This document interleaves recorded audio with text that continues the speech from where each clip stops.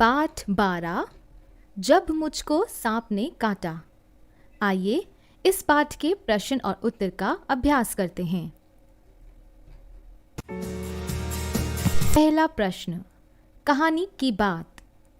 नाना मुझे झाड़ फूक वाले आदमी के पास क्यों ले गए?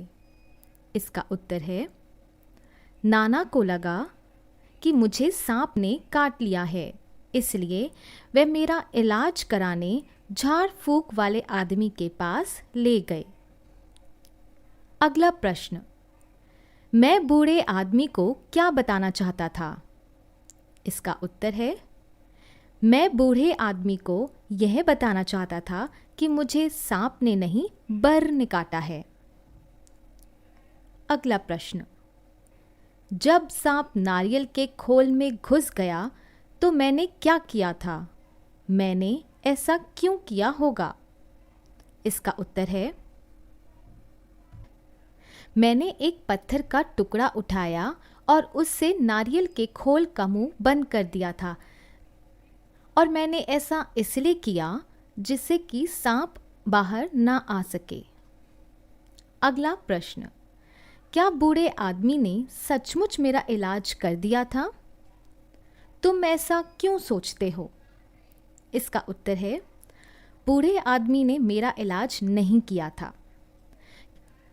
बर के काटने पर मुझे थोड़ी देर तो दर्द हुआ, लेकिन उसके बाद दर्द अपने आप ठीक हो गया। अगला प्रश्न, मुझे असल में सांप ने नहीं काटा था, फिर मैंने अपनी कहानी का नाम जब मुझको सांप ने काटा क्यों रखा है? तुम इससे भी अच्छा कोई नाम सोचकर बताओ। तो इसका उत्तर है, झाड़ फूक करने वाला बाबा। या दूसरा लिख सकते हैं, मुझे बर ने काटा। अगला प्रश्न, उई माँ, कहानी में लड़के को बर काट लेती है। बर का डंक होता है। कुछ और कीड़ों जंतुओं का नाम लिखो जो डंक मारते हैं। तो इसका उत्तर है, मधुमक्खी, बिच्छू और ततैया। अगला प्रश्न, तुम्हारी बात। मैं बूढ़े को कुछ बताना चाहता था पर बता नहीं सका। क्या तुम्हारे साथ भी कभी ऐसा हुआ है? इसका उत्तर है, हाँ, कई बार ऐसा होता है कि हम कुछ बताना चाहते हैं पर बता नहीं पाते। हो सकता है हमें बताने के लिए मना किया जाता हो।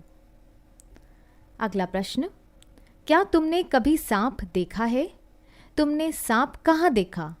उसे देखकर तुम्हें कैसा लगा? इसका उत्तर है, हाँ, मैंने सांप अपने घर के बगीचे में देखा है, और हाँ, मुझे उसे देखकर बहुत डर लगा। अगला प्रश्न, अपने घर पर पूछो कि अगर किसी को सांप काट ले तो वे क्या करेंगे? तो बच्चों, इसका उत्तर है, जब भी कभी सांप काटता है, पहला या तो हम डॉक्टर के पास जाते हैं या कोई ऐसे व्यक्ति के पास जाते हैं जो सांप का जहर उतारने में हमारी मदद करे। अगला प्रश्न, अब क्या करें? तुम क्या करोगी अगर तुम्हें या तुम्हारे आसपास किसी को बर काट ले? तो अगर किसी को बर काट ले तो हम किसी लोहे की चीज़ से उस जगह को अच्छे से मलेंगे जिससे कि जहर उसका निकल जाए। किसी को चोट लग जाए, अगर किसी को चोट लग जाए उस पर दवाई लगाएंगे। किसी की आँख में कुछ पड़ जाए तो हम उनको बोलेंगे पहले पानी से धो लें, और अगर फिर भी ठीक ना हो तो हम उन्हें डॉक्टर के लिए बोलेंगे। किसी की नाक से खून बहने लगे तो हम उनको बोलेंगे आप पीठ के बल लेट जाएं, सर नीचे करके, जिससे कि खून बहना कम हो, और फिर हम तुरंत डॉक्टर को फ़ोन करेंगे। कक्षा में इन पर बातचीत करो। हो सके तो किसी नर्स या डॉक्टर को कक्षा में आमंत्रित कर बात करो। पर तो बच्चों, ये जो मैंने आपको बताया है कि हम क्या करेंगे, ये हम तब करते हैं जब हमारे आसपास कोई डॉक्टर ना और हमें तुरंत चिकित्सा उन्हें देनी हो।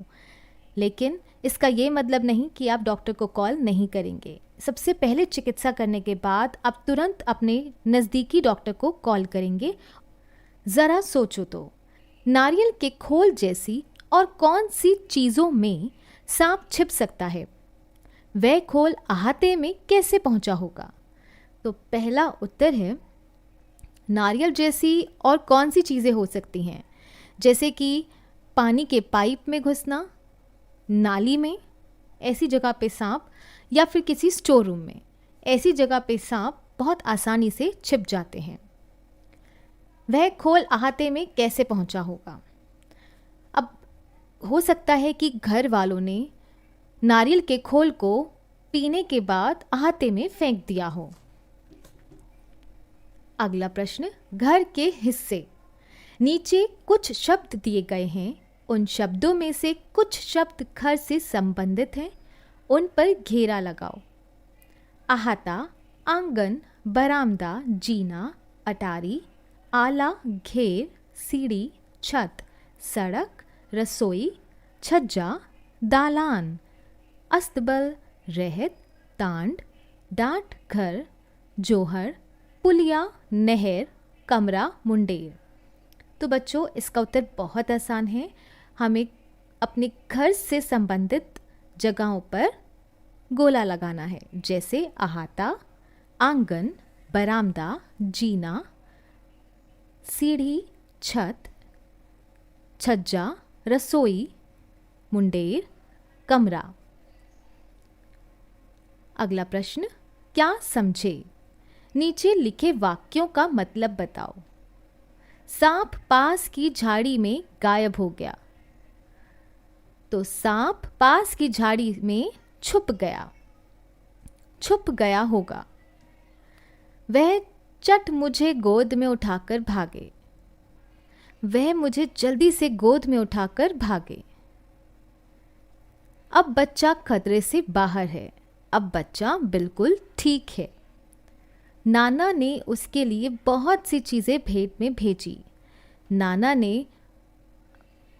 नाना ने उसको शुक्रिया किया और बहुत सी चीज़ उन्हें भेंट में भेजी। कैसे कहा? अलग अलग निशानों से पता चलता है कि बात कैसे कही गई होगी। अब नीचे लिखे वाक्यों में सही निशाना लगाओ। अब इन्हें बोलकर देखो। तो बच्चों, यहाँ पे हमारा पहला वाक्य है, नानी चीख उठी सांप। तो यहाँ पे कौन सा चिन्ह लगेगा? विस्मय बोधक। अगला है, चुपचाप बैठो, हिलना डुलना मत। तो यहाँ पे लगेगा पूर्ण विराम चिन्ह। सांप धीरे धीरे रेंग रहा था। यहाँ पे भी लगेगा पूर्ण विराम चिन्ह। तुम्हें यह कहानी कैसी लगी? तो बच्चों, यहाँ पे प्रश्न हो रहा है, तो यहाँ पे लगेगा प्रश्न चिन्ह। क्या तुम बाजार चलोगी? तो यहाँ पे भी प्रश्न पूछा जा रहा है, तो यहाँ पे भी लगेगा प्रश्न चिन्ह। आहा, कितनी मीठी है। तो आहा पे यहाँ पे कौन सा लगेगा? विस्मय बोधक। और उसके बाद कितनी मीठी है, तो यहाँ पे लगेगा पूर्ण विराम चिन्ह। अगला प्रश्न, क्या कहोगे? तुम लड़के को क्या कहोगे? कारण देकर बताओ। निडर, नादान, होशियार, शरारती, डरपोक, शर्मीला।